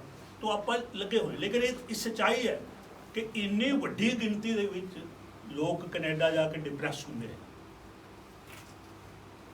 ਤਾਂ ਇੱਕ ਤਾਂ ਬਜ਼ੁਰਗਾਂ ਤੁਸੀਂ ਦੇਖੋ, ਉਹਨਾਂ ਨੂੰ ਮੌਸਮ ਜਿਹੜਾ ਹੈਗਾ ਬੜਾ, ਫਿਰ ਉਹਨਾਂ ਨੂੰ ਅੰਗਰੇਜ਼ੀ ਨਹੀਂ ਆਉਂਦੀ। ਜੇ ਕਿਸੇ ਨੂੰ ਅੰਗਰੇਜ਼ੀ ਆਉਂਦੀ ਹੋਵੇ, ਕੋਈ ਬੰਦਾ ਮਾੜਾ ਮੋਟਾ ਬਜ਼ੁਰਗ ਪੜ੍ਹਿਆ ਲਿਖਿਆ, ਤਾਂ ਉਹਨਾਂ ਨੂੰ ਉੱਥੇ ਉਹਨਾਂ ਦਾ ਐਕਸੈਂਟ ਨਹੀਂ ਸਮਝ ਆਉਂਦੀ। ਉਹ ਤੁਹਾਨੂੰ ਬੋਲੀ ਆਉਂਦੀ ਹੈ, ਪਰ ਜੇ ਐਕਸੈਂਟ ਨਹੀਂ ਆਉਂਦਾ ਤੁਹਾਨੂੰ ਅਗਲੇ ਦੀ ਗੱਲ ਨਹੀਂ ਸਮਝ ਆਉਂਦੀ। ਅੱਛਾ, ਜੇ ਤੁਹਾਨੂੰ ਦੋਨੋਂ ਹੀ ਸਮਝ ਆਉਂਦੇ, ਚਲੋ ਅੰਗਰੇਜ਼ ਬੋਲੀ ਵੀ ਸਮਝ ਆ ਗਈ, ਐਕਸੈਂਟ ਵੀ ਸਮਝ ਆ ਗਿਆ, ਪਰ ਤੁਹਾਨੂੰ ਉਹਦਾ ਦਾ ਮੈਨਰਿਜ਼ਮ ਨਹੀਂ ਆਉਂਦਾ, ਤਾਂ ਵੀ ਤੁਸੀਂ ਉਸ ਸੁਸਾਇਟੀ ਦੇ ਵਿੱਚ ਤੁਹਾਡਾ ਜਿਹੜਾ ਇੰਟਰੈਕਸ਼ਨ ਨਹੀਂ ਹੋ ਸਕਦਾ। ਤਾਂ ਕੀ ਹੁੰਦਾ ਕਿ ਤੁਸੀਂ ਸੋਸ਼ਲੀ ਆਈਸੋਲੇਟ ਹੋ ਜਾਂਦੇ ਹੋ। ਇੱਕ ਤਾਂ ਵਾਤਾਵਰਣ ਕਰਕੇ, ਦੂਜਾ ਤੁਹਾਡੇ ਜਿਹੜੀ ਮੈਂ ਸਮੱਸਿਆਵਾਂ ਦੱਸੀਆਂ। ਤਾਂ ਮੇਰਾ ਮਤਲਬ ਬਜ਼ੁਰਗਾਂ ਨੂੰ ਇਹ ਹੰਡਾਣਾ ਪੈ ਰਿਹਾ। ਤਾਂ ਲੇਕਿਨ ਆਪਾਂ ਇਹ ਸਮੱਸਿਆ ਤਾਂ ਬਿਲਕੁਲ ਇਹਦੇ ਬਾਰੇ ਜ਼ਿਕਰ ਹੀ ਨਹੀਂ ਕਰਨਾ ਚਾਹੁੰਦੇ। ਜੇ ਆਪਾਂ ਇੱਦਾਂ ਦੀ ਕੋਈ ਵੀ ਕੈਨੇਡਾ ਬਾਰੇ ਮਾੜੀ ਗੱਲ ਕਰਾਂਗੇ ਤਾਂ ਜ਼ਾਹਰ ਹੈ ਕਿ ਉਹ ਕਈ ਲੋਕਾਂ ਦੇ ਧੰਦੇ ਨੂੰ ਜਿਹੜੀ ਪ੍ਰਭਾਵਿਤ ਕਰੇਗੀ। ਤਾਂ ਅੱਜ ਜਿਹੜਾ ਪੰਜਾਬ ਦੇ ਵਿੱਚ ਜਿਹੜੀ ਐਜੂਕੇਸ਼ਨ, ਉਸ ਨੂੰ ਜੇ ਸਭ ਤੋਂ ਵੱਡਾ ਜਿਹੜਾ ਹਮਲਾ ਹੋ ਰਿਹਾ, ਤਾਂ ਇਹ ਸਭ ਤੋਂ ਵੱਡਾ ਔਰ ਖਤਰਨਾਕ ਜਿਹੜਾ ਹਮਲਾ ਹੋ ਰਿਹਾ ਪੰਜਾਬ ਦੇ ਐਜੂਕੇਸ਼ਨਲ ਸਿਸਟਮ 'ਤੇ, ਤਾਂ ਇਹ ਹੈ ਆਈਲੈਟਸ ਦਾ ਹਮਲਾ। ਇਹਦੀ ਜਿਹੜੀ ਸਮੱਸਿਆ ਦਾ ਤੁਸੀਂ ਅੰਦਾਜ਼ਾ ਲਓ ਕਿ ਪੰਜਾਬ ਦੀ ਵਸੋਂ 2% ਹੈ, ਲਗਭਗ 2, ਬਾਕੀ ਸਾਰੇ ਭਾਰਤ। ਤਾਂ ਪੰਜਾਬ ਦੇ ਵਿੱਚ 12,000 ਤੋਂ ਵੱਧ ਆਈਲੈਟਸ ਸੈਂਟਰ, 98% ਜਿਹੜੀ ਬਾਕੀ ਦੀ ਵਸੋਂ ਹੈ ਉਹ ਸਾਰੀ ਮਿਲਾ ਕੇ ਉੱਤੇ 12,000 ਨੇ। ਹੁਣ ਜੇ ਮੈਨੂੰ ਕਹੇ ਕਿ ਜੀ ਇਹਦੇ, ਉਹ ਕਹਿੰਦਾ ਜੀ ਇਹਦੇ ਕੋਈ ਹੋਰ ਕਾਰਨ, ਤਾਂ ਫਿਰ ਕੋਈ ਕਾਰਨ ਮੈਨੂੰ ਤਾਂ ਨਹੀਂ ਸਮਝ ਆਉਂਦਾ ਵੀ ਇਹ ਜੇ ਆਪਾਂ ਕਹੀਏ ਵੀ ਪੰਜਾਬ ਦੇ ਵਿੱਚ ਕੋਈ ਇਹੋ ਜਿਹੇ ਸਾਡੇ ਇਕਨੋਮਿਕ ਰੀਜ਼ਨ ਨੇ, ਸੋਸ਼ਲ ਰੀਜ਼ਨ ਨੇ, ਕਲਚਰਲ ਰੀਜ਼ਨ ਨੇ, ਨਹੀਂ, ਇੱਕੋ ਹੀ ਰੀਜ਼ਨ ਹੈ ਕਿ ਕੋਈ ਨਾ ਕੋਈ ਇੱਥੇ ਧਿਰ ਹੈਗੀ ਹੈ ਜਿਹੜੀ ਇਸ ਤੋਂ ਪ੍ਰਫੁੱਲਤ ਹੋ ਰਹੀ ਹੈ, ਜਾਂ ਜਿਹੜੀ ਜਾਣ ਬੁੱਝ ਕੇ ਜਿਹੜੀ ਹੈ ਇਸ ਨੂੰ ਮਤਲਬ ਉਹਦੇ ਆਪਣੇ ਜਿਹਨੂੰ ਆਪਾਂ ਅੰਗਰੇਜ਼ੀ 'ਚ ਕਹਿੰਦੇ ਵੈਸਟਡ ਇੰਟਰਸਟ ਨੇ, ਇਹ ਜਿਹੜੀ ਨੀਤੀ। ਲੇਕਿਨ ਇਹ ਤੋਂ ਆਪਣੇ ਸਾਡੇ ਜਿਹੜੀ ਹਾਇਰ ਐਜੂਕੇਸ਼ਨ ਨੂੰ ਖਾਸ ਕਰਕੇ ਤੁਹਾਡੀਆਂ ਯੂਨੀਵਰਸਿਟੀਆਂ, ਤੁਹਾਡੇ ਕਾਲਜਾਂ ਲਈ ਬਹੁਤ ਹੀ ਜ਼ਿਆਦਾ ਖਤਰਨਾਕ ਜਿਹੜੀ ਇਹ ਸਥਿਤੀ ਹੈ।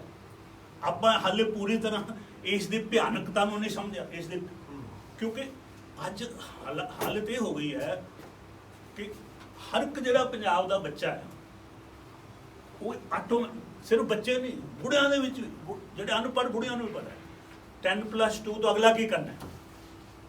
ਇਹ ਨਹੀਂ ਕਰਨਾ ਕਿ ਮੈਂ ਕਿੱਥੇ ਐਡਮਿਸ਼ਨ ਲੈਣੀ, ਕੀ ਆਈਲੈਟਸ।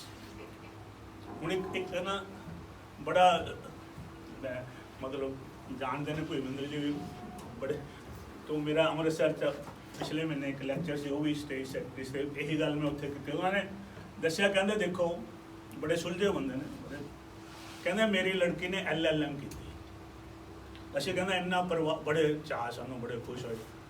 ਤੇ ਕਹਿੰਦਾ ਉਹਦੀ ਸੱਸ ਕਹਿੰਦੀ ਅੱਛਾ ਹੁਣ ਤੇਰੀ ਆਈਲੈਟਸ ਦੀ ਡਿਗਰੀ ਤੈਨੂੰ ਕਦੋਂ ਮਿਲਣੀ ਹੈ। ਤਾਂ ਇਹ ਹੈ ਅੱਜ ਪੰਜਾਬ ਦੀ ਹਾਲਤ ਕਿ 10+2 ਆਈਲੈਟਸ। ਤਾਂ ਫਿਰ ਆ ਤੁਹਾਡੀ ਯੂਨੀਵਰਸਿਟੀ ਕੌਣ ਚਲਾਏਗਾ, ਤੁਹਾਡੇ ਕਾਲਜ ਕੌਣ ਚਲਾਏਗਾ? ਪੰਜਾਬ ਦੇ ਵਿੱਚ ਤਾਂ ਤੁਹਾਨੂੰ ਕੋਈ ਨਹੀਂ ਲੱਭਣਾ, ਸਾਰਿਆਂ ਨੇ 10+2 ਆਈਲੈਟਸ ਦਾ ਰੂਟ ਜਿਹੜਾ ਉਚੇਰੀ ਵਿਦਿਆ ਦਾ ਭੁੱਖ ਤਾਂ ਫਿਰ ਪੰਜਾਬ ਬਹੁਤ ਧੁੰਦਲਾ ਹੋ ਗਿਆ।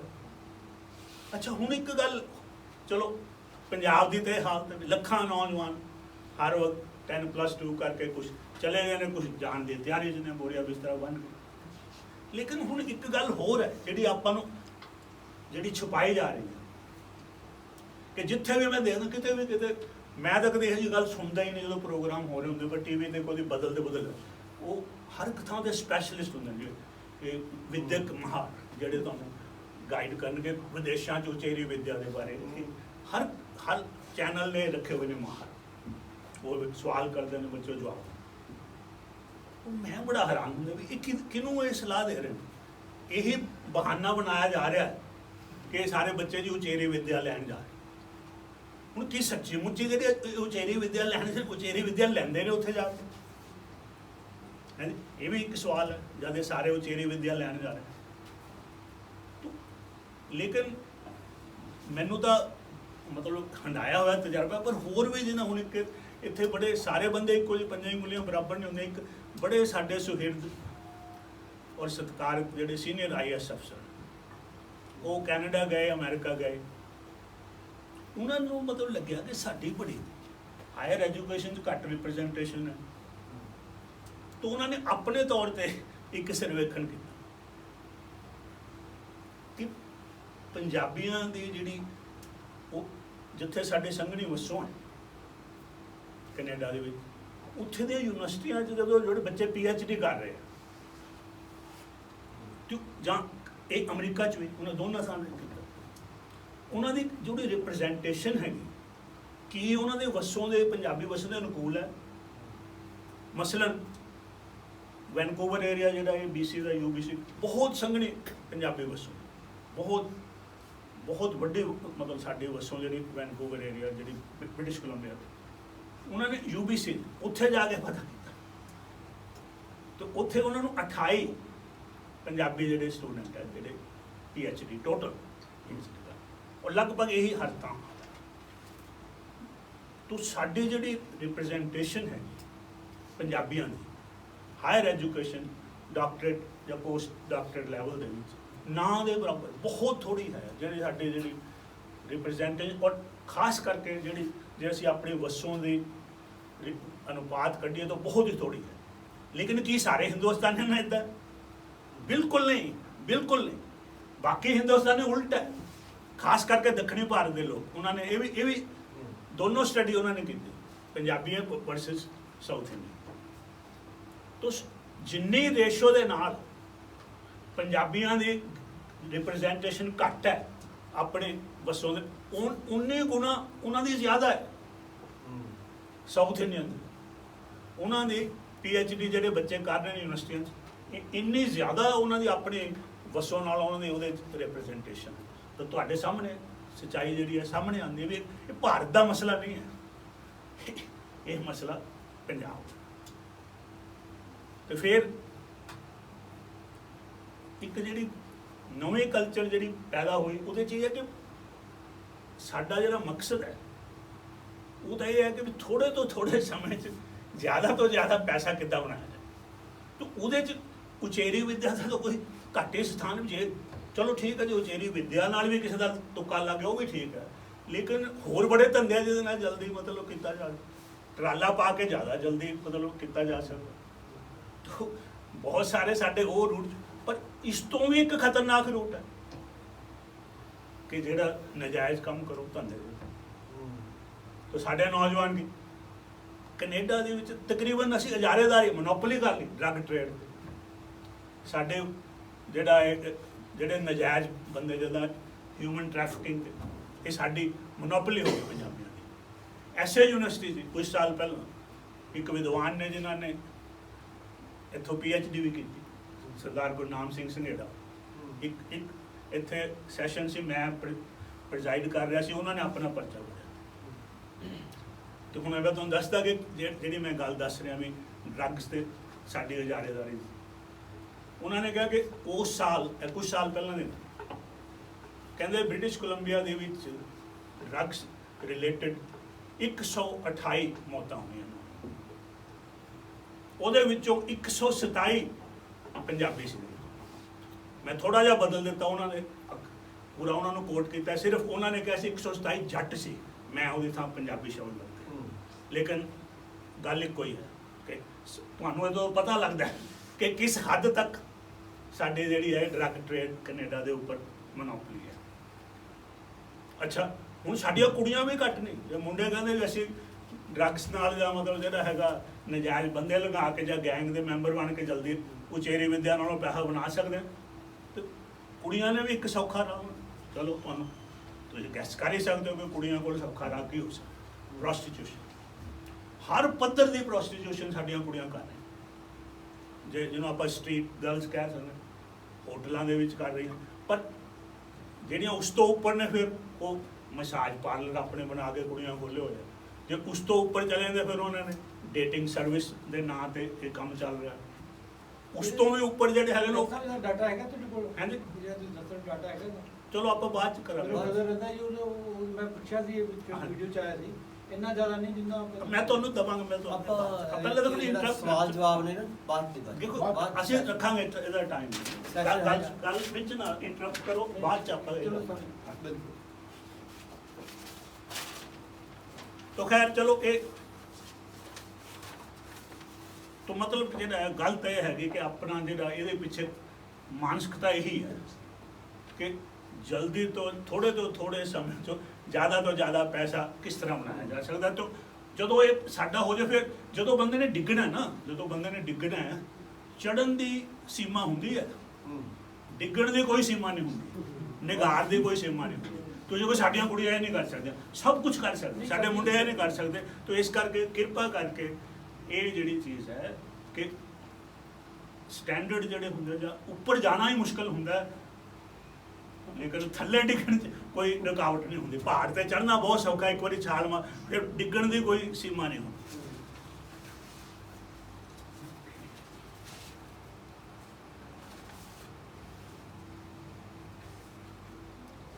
तो हुण मतलब जे सारी गल दा जिहड़ा निचोड़ कि जिहड़ा ये आपां कहने गल हुण कई कहने भी कनेडा दा सानू की मतलब कनेडा च की हो रहा ਉਹਦਾ ਸਾਡੇ ਨਾਲ ਕੀ ਲੈਣਾ है भी कनेडा दा जिहड़ा एक चलो एजुकेशनल जिहड़ा क्राइसिस है उत्थे पंजाबी कम्यूनिटी दा जां हायर एजुकेशन नहीं मिल रही जां जिहड़े लोकां ने जिहड़ा हुण अपने तौर ते स्टडी एक होर बंदे उन्होंने किया कि बहुत सारे साडे जिहड़े बच्चे जाते हैं जिहड़ियां यूनिवर्सिटियां कनेडा वो असल दे विच जिहड़ियां मतलब सब तो जिहड़ियां घटिया दर्जे दीयां यूनिवर्सिटियां ने उत्थे अक्सर साडे बच्चों नूं एडमिशन। अच्छा, कई तो यूनिवर्सिटियां है ही नहीं, वो मतलब सिर्फ उन्होंने मतलब जिहड़ा कमरा एक रखा बंदा बिठाया हुंदा वो मतलब ठप्पा लाण नूं कि जिहड़े पढ़न वाले उन्होंने भी पता है, जिहड़े पढ़ाउण वाले भी पता है कि ये तो PR लैना। PR समझना परमानेंट रेजिडेंट स्टेटस वो मतलब कनेडा के जो गौरमेंट के जो है। तो खैर तो कहने का भाव है कि ਅਸੀਂ ਇਹ ਕਹਿ ਸਕਦੇ ਹਾਂ ਕਿ ਵੀ ਸਾਨੂੰ ਕੀ ਲੈਣਾ ਦੇਣਾ ਜਿਹੜਾ ਕੈਨੇਡਾ ਚਲੇ ਗਏ ਸਾਡੇ ਸਾਨੂੰ ਕੀ ਜਦੋਂ ਉਹਨਾਂ ਮੁੜ ਕੇ ਹੀ ਨਹੀਂ ਇੱਥੇ ਆਉਣਾ ਨਹੀਂ। ਲੇਕਿਨ ਅੱਜ ਜਿਹੜਾ ਹੈਗਾ ਜੋ ਕੁਝ ਕੈਨੇਡਾ ਹੋ ਰਿਹਾ ਜੋ ਕਿ ਪੰਜਾਬ 'ਚ ਹੋ ਰਿਹਾ ਇਹ ਬਿਲਕੁਲ ਜਿਹੜਾ ਇੰਟਰਨੈਟ ਦੀ ਦੁਨੀਆ WhatsApp ਤੇ ਜੋ ਕੁਝ ਹੋ ਰਿਹਾ ਜੋ ਕੋਈ ਸਾਂਝਾ ਹੋ ਰਿਹਾ ਇਹ ਜੋ ਉੱਥੇ ਹੋ ਰਿਹਾ ਇੱਥੇ ਨੂੰ ਪ੍ਰਭਾਵਿਤ ਕਰ ਰਿਹਾ ਜੋ ਇੱਥੇ ਹੋ ਰਿਹਾ। ਤਾਂ ਇਹ ਤੁਸੀਂ ਭੁੱਲ ਜਾਓ ਕਿ ਉੱਥੇ ਜੋ ਹੋ ਰਿਹਾ ਜਾਂ ਇੱਥੇ ਹੋ ਰਿਹਾ। ਤਾਂ ਆਪਾਂ ਜਿਹੜਾ ਆਖਰੀ ਜਿਹੜਾ ਗੱਲ ਇਹੀ ਕਰਨੀ ਹੈ ਕਿ ਸਾਡਾ ਜਿਹੜਾ ਸੀ ਰਵਾਇਤੀ ਜਿਹੜਾ ਐਜੂਕੇਸ਼ਨ ਵੱਲ ਕੀ ਨਜ਼ਰੀਆ ਸੀ ਔਰ ਸਾਮਰਾਜੀ ਜਿਹੜਾ ਖਪਤਕਾਰੀ ਜਦੋਂ ਸੱਭਿਆਚਾਰ ਆਇਆ ਤੇ ਕੀ ਬਣ ਗਿਆ ਆਹ ਜਿਹੜਾ ਵਿਚਲਾ ਜਿਹੜਾ ਸਾਰਾ ਬਾਕੀ ਜਿਹੜੀ ਕੰਮ ਦੀ ਗੱਲ ਇਹ ਹੈ ਸਾਡੀ। ਹੁਣ ਆਪਾਂ ਰਵਾਇਤੀ ਸਾਡਾ ਕੀ ਸੀ ਰਵਾਇਤੀ ਸਾਡਾ ਜਿਹੜਾ ਸੀ ਕਿ ਨੈਤਿਕਤਾ ਕਿ ਵਿਦਿਆ ਦੇ ਵਿੱਚ ਨੈਤਿਕਤਾ ਹੋਣੀ ਚਾਹੀਦੀ ਤੇ ਦੂਸਰਾ ਸੀਗਾ ਕਿ ਵਿਦਿਆ ਦਾ ਮਤਲਬ ਸਿਰਫ ਰੁਜ਼ਗਾਰ ਜਾਂ ਪੈਸੇ ਕਮਾਉਣਾ ਨਹੀਂ। ਵਿਦਿਆ ਦਾ ਜਿਹੜਾ ਮੰਤਵ ਹੈ ਉਸ ਤੋਂ ਉੱਪਰ ਕਿ ਸਮੁੱਚੀ ਸ਼ਖਸੀਅਤ ਜਿਹੜੀ ਬਣਾ। ਤਾਂ ਇਹ ਜਿਹੜਾ ਇੱਕ ਕੁਝ ਸਾਲ ਪਹਿਲਾਂ ਦੀ ਗੱਲ ਹੈ ਕਿ ਇੱਕ ਅਮਰੀਕੀ ਕੰਪਨੀ ਨੇ ਭਾਰਤ ਦੇ ਵਿੱਚ ਜਿਹੜੇ ਵਿਦਿਆ ਨਾਲ ਵੱਖ-ਵੱਖ ਸੰਬੰਧਿਤ ਪੱਖਾਂ ਨਾਲ ਬਾਰੇ ਇੱਕ ਬਹੁਤ ਵੱਡਾ 5 ਸਟਾਰ ਹੋਟਲ ਚੰਡੀਗੜ੍ਹ ਉਹਨਾਂ ਨੇ ਸੈਮੀਨਾਰ ਕਰਾਇਆ। ਬਹੁਤ ਐਜੂਕੇਸ਼ਨਲ ਸਪੈਸ਼ਲਿਸਟ ਜਿਹੜੇ ਉਹਨਾਂ ਨੂੰ ਬੁਲਾਇਆ। ਉਹ ਚਲੋ ਉਹ ਕੀ ਉਹਨਾਂ ਦੀ ਮੰਤਵ ਸੀ ਕਿਉਂ ਅਮਰੀਕਨ ਕੰਪਨੀ ਇਹ ਕਰਵਾ ਰਹੀ ਸੀਗੀ ਲੇਕਿਨ ਇੱਕ ਉਹਨਾਂ ਦਾ ਵਿਸ਼ਾ ਸੀ ਜਿਹਦੇ 'ਤੇ ਉਹਨਾਂ ਨੂੰ ਕੋਈ ਦਿੱਕਤ ਆ ਰਹੀ ਸੀ ਬੋਲਣ ਵਾਲੇ ਦੀ ਐਥਿਕਸ ਇਨ ਐਜੂਕੇਸ਼ਨ ਵਿਦਿਆ 'ਚ ਨੈਤਿਕਤਾ। ਤਾਂ ਕੋਈ ਚੰਡੀਗੜ੍ਹ ਵੀ ਕਿਉਂਕਿ ਤੁਹਾਨੂੰ ਪਤਾ ਹੀ ਹੈ ਕਿ ਮੈਂ ਹੁਣ ਅਕਸਰ ਪੰਜਾਬ ਦੇ ਵੀ ਦਿੱਲੀ ਜਾਂ ਕਈ ਜਗ੍ਹਾ ਦੇ ਲੈਕਚਰ ਦੇਣ ਅਕਸਰ ਜਾਂਦਾ ਰਹਿੰਦਾ। ਤਾਂ ਕਿਸੇ ਨੇ ਮੇਰਾ ਨਾਂ ਦੱਸਦਾ ਵੀ ਉਹ ਇਸ ਵਿਸ਼ੇ 'ਤੇ ਗੱਲ ਕਰ ਸਕਦਾ ਤਾਂ ਉਹਨਾਂ ਨੇ ਮੈਨੂੰ ਮਤਲਬ ਉੱਥੇ ਸੱਦਿਆ ਜਿਹੜਾ ਚੰਡੀਗੜ੍ਹ ਐਥਿਕਸ ਇਨ ਐਜੂਕੇਸ਼ਨ। ਹੁਣ ਉਹਦੀ ਵਿਸ਼ੇਸ਼ਤਾ ਹੀ ਕੀ ਸੀਗੀ ਕਿ 5 ਸਟਾਰ ਹੋਟਲ 'ਚ ਬਹੁਤ ਵੱਡਾ ਹਾਲ ਸੀ। तो एक मैं पहली बार देखा कि बहुत बड़ा जॉइंट स्क्रीन लगा हुआ है एक पास इधर जिदा आप लोग बैठे दूजे पास जॉइंट स्क्रीन वो कहते जी स्काइप टैक्नोलॉजी है। वो कहते कि इधर तुसी साडे बैठे जिहड़े जिदा तुसी सुन रहे हो दूसरे पासे उन्होंने अमेरिकन आडियंस जी वो बैठी है वो स्काइप ते वो भी बिल्कुल तुहाडे नाल इदां ही इंटरैक्ट कर रही है जिवें आपां सामने सामने कर रहे। तो लाइफ च पहली बारी से कि मैं स्काइप पे उन्होंने नाल इको टाइम पे भारतीय ते अमेरिकन आडियंस नूं सुन।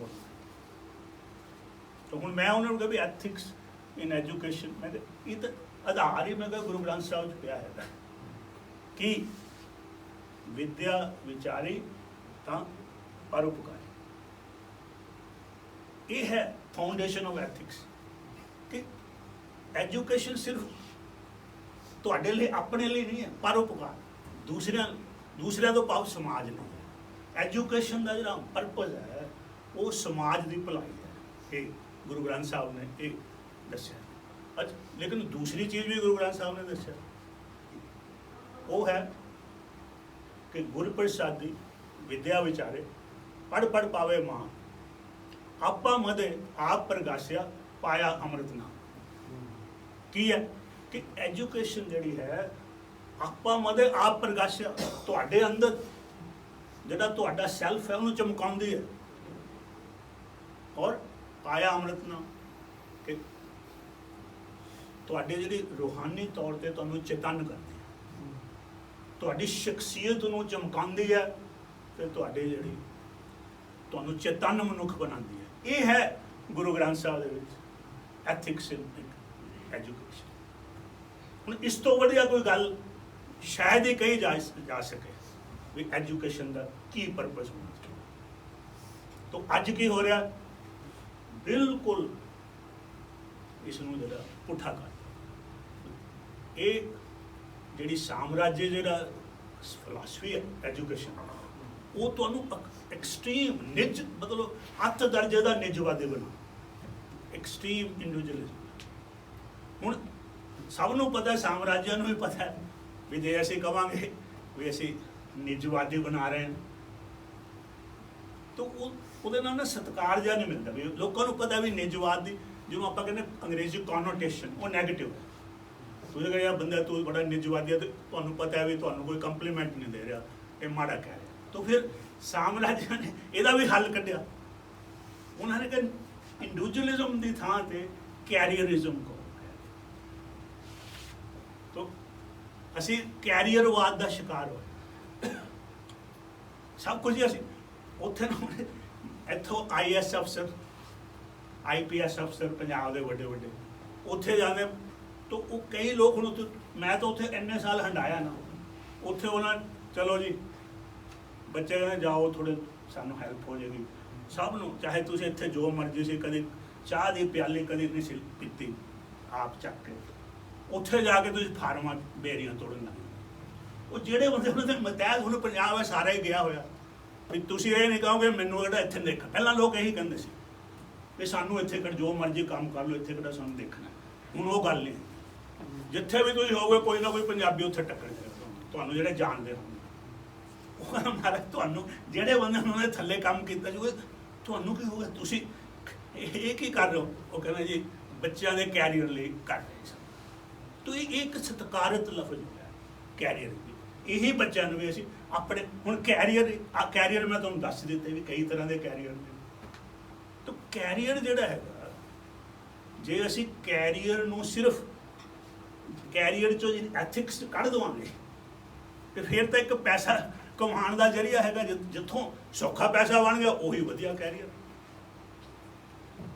ਤਾਂ ਇਸ ਕਰਕੇ ਇਸ ਤੋਂ ਵੀ ਸਾਨੂੰ ਜਿਹੜਾ ਤੁਸੀਂ ਵੀ ਬਹੁਤ ਮਤਲਬ ਸੁਣਿਆ ਹੋਗਾ, ਮੈਂ ਬੱਚੇ ਵੀ ਕਹਿੰਦੇ ਅਸੀਂ ਕੈਰੀਅਰ ਬਣਾਉਣ ਜਾ ਰਹੇ ਹਾਂ ਤੇ ਮਾਂ-ਬਾਪ ਕਹਿੰਦੇ ਅਸੀਂ ਵੀ ਬੱਚਿਆਂ ਦਾ ਕੈਰੀਅਰ ਬਣਾ ਰਹੇ ਹਾਂ। ਤਾਂ ਇਹ ਵੀ ਇੱਕ ਗੱਲ ਜਿਹੜੀ ਹੈ ਨਾ, ਇਹਦੀ ਵੀ ਸਾਨੂੰ ਡੂੰਘਾਈ 'ਚ ਜਾਣਾ ਪਏਗਾ ਕਿ ਇਹ ਜਿਹੜੀ ਹੈ ਅਸਲ ਦੇ ਵਿੱਚ ਇਹ ਕੈਰੀਅਰ ਨਹੀਂ, ਇਹ ਕੈਰੀਅਰਿਜ਼ਮ ਨਹੀਂ ਹੈ, ਇਹ ਇੰਡੀਵਿਜੂਅਲਿਜ਼ਮ ਦਾ ਹੀ ਇੱਕ ਸੋਫਿਸਟੀਕੇਟਡ ਜਿਹੜਾ ਸਵਰਿਆ ਹੋਇਆ ਜਿਹੜਾ ਰੂਪ ਹੈ। ਤਾਂ ਉਸ ਤੋਂ ਵੀ ਜਿਹੜੇ ਚੇਤਨ ਹੋਣ ਦੀ ਲੋੜ ਹੈ। ਤਾਂ ਆਖਰ 'ਚ ਮੈਂ ਗੱਲ ਆਪਣੀ ਇੱਥੇ ਹੀ ਖਤਮ ਕਰਾਂਗਾ ਕਿ ਆਖਰ ਹੱਲ ਕੀ ਹੈ। ਹੁਣ ਹੱਲ ਇਹ ਹੈ ਕਿ ਪਹਿਲੀ ਗੱਲ ਜੇ ਅਸੀਂ ਸੋਚੀਏ ਕਿ ਐਜੂਕੇਸ਼ਨਲ ਕ੍ਰਾਈਸਿਸ ਦਾ ਜਿਹੜਾ ਵਿਦਿਅਕ ਸੰਕਟ ਦਾ ਕੋਈ ਆਪਣਾ ਹੱਲ ਨਿਕਲ ਆਏਗਾ, ਇਹ ਬਿਲਕੁਲ ਗਲਤ ਹੈ। ਮੈਂ ਨਹੀਂ ਮੰਨਦਾ ਕਿ ਜੇ ਤੁਸੀਂ ਕਹੋ ਨਹੀਂ, ਐਜੂਕੇਸ਼ਨ ਦਾ ਜਿਹੜਾ ਕ੍ਰਾਈਸਿਸ ਹੈਗਾ ਉਹ ਓਵਰਆਲ ਸੁਸਾਇਟੀ ਦੇ ਕ੍ਰਾਈਸਿਸ ਦਾ ਮੈਨੀਫੈਸਟੇਸ਼ਨ ਹੈ, ਉਹਦਾ ਹੀ ਪ੍ਰਗਟਾਵਾ ਹੈ। ਤੋ ਜਿਹੜਾ ਸਮੁੱਚੇ ਤੌਰ ਤੇ ਸਾਡਾ ਜਿਹੜਾ ਜਦੋਂ ਅਸੀਂ ਦੇਖਦੇ ਹਾਂ ਕੈਰੀਅਰ, ਬੱਚਿਆਂ ਦਾ ਤੁਸੀਂ ਕੈਰੀਅਰ ਭੇਜਤਾ ਉਹਨਾਂ, ਲੇਕਿਨ ਉਹ ਜਿਹੜਾ ਵੈਲਿਊ ਸਿਸਟਮ ਸੀ ਉਹ ਨਹੀਂ ਹੈਗਾ। ਤਾਂ ਬੱਚੇ ਕੈਰੀਅਰ ਤੇ ਫਿਰ ਇਹ ਨਹੀਂ ਹੈਗਾ ਕਿ ਸਿਰਫ ਉਹ ਜਿਹੜੇ ਤੁਹਾਡੇ ਮਨੁੱਖੀ ਰਿਸ਼ਤੇ ਆ, ਤੁਹਾਡੇ ਜਿਹੜੇ ਧਰਤੀ ਨਾਲ ਰਿਸ਼ਤੇ ਆ, ਇੱਥੋਂ ਤੱਕ ਕਿ ਤੁਹਾਡੇ ਬਜ਼ੁਰਗ ਮਾਂ-ਬਾਪ ਵੀ ਜਿਹੜੇ ਤੁਹਾਨੂੰ ਕੈਰੀਅਰ ਬਣਾਉਣ ਲਈ ਪ੍ਰਮੋਟ ਕਰ ਰਹੇ ਸੀ, ਉਹਨਾਂ ਦੇ ਵੀ ਜਦੋਂ ਤੁਹਾਨੂੰ ਆਪਣੇ ਕੈਰੀਅਰ ਲਈ ਆਹੂਤੀ ਦੇਣੀ ਪੈਂਦੀ ਹੈ ਤੇ ਤੁਸੀਂ ਦੂਜੀ ਵਾਰੀ ਨਹੀਂ ਸੋਚਦੇ। ਔਰ ਇਹ ਹੋ ਰਿਹਾ, ਇਹ ਕੋਈ ਮਤਲਬ ਅਸੀਂ ਤਾਂ ਕਹਿਣ ਦਾ ਮਤਲਬ ਫਿਰ ਕੈਰੀਅਰਿਜ਼ਮ ਦਾ ਸ਼ਿਕਾਰ ਉਹੀ ਲੋਕ ਵੀ ਬਣਦੇ ਨੇ ਜਿਹੜੇ ਬੱਚਿਆਂ ਨੂੰ ਕਹਿੰਦੇ ਸੀ ਵੀ ਕੈਰੀਅਰ ਬਣਾਓ। ਜਦੋਂ ਫਿਰ ਬੱਚੇ ਉਸ ਫਿਲਾਸਫੀ 'ਚ ਪੂਰੀ ਤਰ੍ਹਾਂ ਚਲੇ ਗਏ ਤੇ ਫਿਰ ਉਹਨਾਂ ਨੇ ਜਿਹੜਾ ਮਨੁੱਖੀ ਰਿਸ਼ਤਿਆਂ ਦੀ ਔਰ ਜਿਹੜੀ ਮਾਂ ਬਜ਼ੁਰਗਾਂ ਦੀ ਸਭ ਦੇ ਮਾਂ-ਬਾਪ ਦੀ ਆਹੂਤੀ ਕੈਰੀਅਰ ਲਈ ਦੇ ਦਿੱਤੀ। ਤੇ ਫਿਰ ਸਾਨੂੰ ਪਤਾ ਲੱਗਦਾ ਹੈ ਕਿ ਨਹੀਂ, ਜ਼ਿੰਦਗੀ ਸਿਰਫ ਕੈਰੀਅਰ 'ਤੇ ਨਹੀਂ ਖੜੀ, ਕੋਈ ਹੋਰ ਵੀ ਜਿਹੜਾ ਜੀਵਨ ਦਾ ਜਿਹੜਾ ਆਧਾਰ ਹੈ, ਜੋ ਸਾਡੇ ਨੈਤਿਕਤਾ ਜਿਹੜੀ ਹੈ, ਧਰਮ ਜਿਹਨੂੰ ਆਪਾਂ ਕਹਿ ਦਿੰਦੇ ਹਾਂ, ਉਹ ਬਣਾਉਂਦਾ। ਜੋ ਧਵਲ ਧਰਮ ਦਇਆ ਕਾ ਪੂਤ ਸੰਤੋਖ ਤਾਪ ਰੱਖਿਆ ਜਿਨ ਸੂਤ, ਜਿਹੜਾ ਨਿਚੋੜ ਇਸ ਧਰਤੀ ਤੋਂ ਕੱਢਿਆ ਕਿ ਜਿਹੜਾ ਜੀਵਨ ਦਾ ਆਧਾਰ ਜਿਹੜਾ ਪੈਸਾ ਨਹੀਂ ਧਰਮ ਹੈ, ਨੈਤਿਕਤਾ, ਇਕਨੋਮਿਕਸ ਨਹੀਂ ਐਥਿਕਸ ਹੈ। ਇਹ ਨਿਚੋੜ ਕੱਢਿਆ ਹੋਇਆ, ਇਹ ਦਾਅ 'ਤੇ ਲੱਗਿਆ ਹੋਇਆ। ਜਿੰਨਾ ਚਿਰ ਇਕਨੋਮਿਕਸ ਐਥਿਕਸ ਦੇ ਉੱਪਰ ਭਾਰੂ ਰਹੇਗੀ, ਵਿਦਿਅਕ ਸੰਕਟ ਦਾ ਹੱਲ ਨਹੀਂ ਹੋਣਾ। ਤਾਂ ਜਿੰਨਾ ਚਿਰ ਸਾਮਰਾਜੀ ਵਿਕਾਸ ਦਾ ਨਮੂਨਾ ਅਸੀਂ ਅਪਣਾਈ ਰੱਖਾਂਗੇ, ਉਹਨਾਂ ਚਿਰ ਇਕਨੋਮਿਕਸ ਐਥਿਕਸ ਤੋਂ ਉੱਪਰ ਰਹੇਗੀ। ਨਾ ਸਾਡੇ ਐਜੂਕੇਸ਼ਨ ਸਿਸਟਮ ਦਾ ਕੋਈ, ਨਾ ਸਾਡੇ ਪਰਿਵਾਰਕ ਮਸਲਾ, ਨਾ ਸਮਾਜਿਕ, ਨਾ ਜਾਂ ਨਸ਼ਿਆਂ ਦੀ ਸਮੱਸਿਆ। ਜਿੰਨਾ ਚਿਰ ਸਾਮਰਾਜੀ ਵਿਕਾਸ ਦਾ ਮਾਡਲ ਇੱਥੇ ਹੈ, ਉਹਨਾਂ ਚਿਰ ਇਹ ਮਸਲੇ ਹੱਲ ਨਹੀਂ ਹੋਣੇ। ਤੇ ਭਗਤ ਸਿੰਘ ਹੁਣੇ ਆਪਾਂ ਗੱਲ ਉਹਨਾਂ ਦੀ ਖਤਮ ਕਰੀਏ, ਉਹ ਉਹਨਾਂ ਨੂੰ ਇਹ ਪਤਾ ਲੱਗ ਗਿਆ ਸੀ ਕਿ ਅੰਗਰੇਜ਼ਾਂ ਨੂੰ ਕੱਢਣ ਨਾਲ ਗੱਲ ਨਹੀਂ ਬਣਨੀ। ਇਹ ਜਿੰਨਾ ਚਿਰ ਉਹਨਾਂ ਦਾ ਵਿਕਾਸ ਦਾ ਨਮੂਨਾ ਜਿਹੜਾ ਮਾਡਲ ਜਿਹੜਾ ਸੀ ਅਪਣਾਇਆ, ਕੈਪੀਟਲਿਸਟ ਮਾਡਲ ਜਿਹੜਾ, ਜਿੰਨਾ ਚਿਰ ਇਹਨੂੰ ਰੱਦ ਨਹੀਂ ਕਰਦੇ ਸਾਮਰਾਜੀ ਵਿਕਾਸ ਔਰ ਆਪਣਾ ਮਾਡਲ ਜਿਹੜਾ ਬਦਲਵਾਂ ਵਿਕਾਸ ਦਾ ਮਾਡਲ ਜਿਹੜਾ ਸਾਡੀ ਧਰਤੀ ਦੇ ਸਾਡੇ ਲੋਕਾਂ ਦੇ ਤਜਰਬੇ ਚੋਂ ਨਿਕਲਿਆ, ਉਹ ਨਹੀਂ ਲਿਆਂਦੇ, ਉਹਨਾਂ 'ਚ ਕੋਈ ਵੀ ਸਾਡਾ ਮਸਲਾ ਭਾਵੇਂ ਵਿਦਿਅਕ ਸੰਕਟ ਹੱਲ ਨਹੀਂ ਹੋਣਾ। ਤਾਂ ਇਹ ਹੈ ਮੇਰਾ ਇਹੀ ਸੁਨੇਹਾ ਕਿ ਜੇ ਆਪਾਂ ਅੱਜ ਭਗਤ ਸਿੰਘ ਉਹਨਾਂ ਦਾ ਸੁਪਨਾ ਸਾਕਾਰ ਕਰਨਾ ਹੈ ਤੇ ਇਹ ਜਿਹੜਾ ਸਾਮਰਾਜੀ ਵਿਕਾਸ ਦਾ ਮਾਡਲ ਇਹਨੂੰ ਰੱਦ ਕਰੋ ਔਰ ਇਹਦੇ ਬਦਲਵਾਂ ਜਿਹੜਾ ਇੱਕ ਲੋਕ ਪੱਖੀ ਔਰ ਕੁਦਰਤ ਪੱਖੀ ਜਿਹੜਾ ਮਾਡਲ ਹੈ ਉਹ ਅਪਣਾਓ, ਤਾਂ ਸਾਡੇ ਸਾਰੇ ਸੰਕਟ ਜਿਹਦੇ 'ਚ ਵਿਦਿਅਕ ਸੰਕਟ ਵੀ ਹੈ ਸ਼ਾਮਲ, ਉਹ ਸਾਰੇ ਹੱਲ ਹੋ ਜਾਣਗੇ। ਬਹੁਤ ਬਹੁਤ ਧੰਨਵਾਦ।